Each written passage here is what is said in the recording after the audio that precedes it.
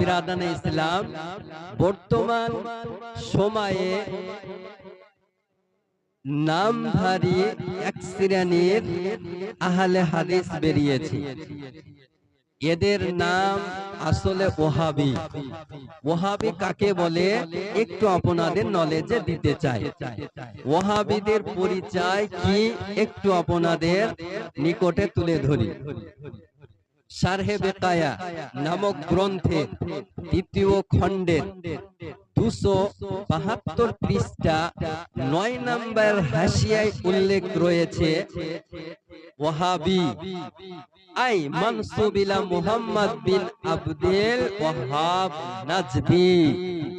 অর্থাৎ ওয়াহাবি বলতে মুহাম্মদ বিন আবদুল ওয়াহাব নাজদির ভ্রান্ত আকীদার সাথে সম্পর্কিত লোকেদের ওহাবি বলে। ওহাব নাজদির ভ্রান্ত আকীদার সাথে সম্পর্কিত লোকেদের ওহাবি বলে।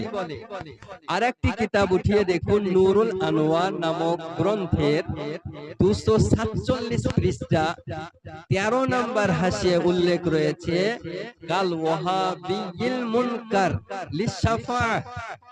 অর্থাৎ ওয়াহাবি একটি বাতিল দল যারা শাফাআতকে অস্বীকার করে।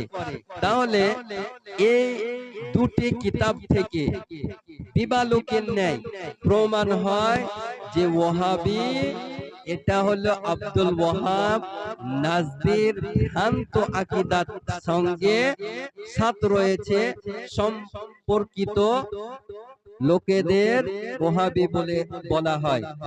তাহলে এই আহলে হাদিস নামটা কোথা থেকে পেল? আহলে হাদিস নামটা ইংরেজদের কাছ থেকে দেওয়া নাম।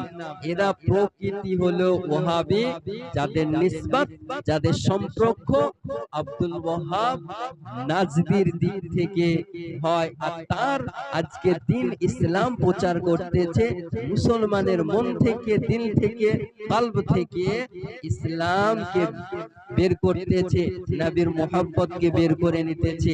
এই রকম ভ্রান্ত আকীদা পোষণকারীর কাছ থেকে আপনারা দূরে থাকুন, সমাজকে দূরে রাখুন, পাড়া প্রতিবেশীকে দূরে রাখুন, না হলে আপনার অমূল্য ঈমান নষ্ট হয়ে যাবে, এক বিন্দু আপনার কাছে রইবে না।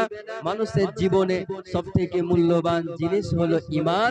এটাকে আপনাকে সুরক্ষিত রাখতে হবে, হেফাজতে রাখতে হবে।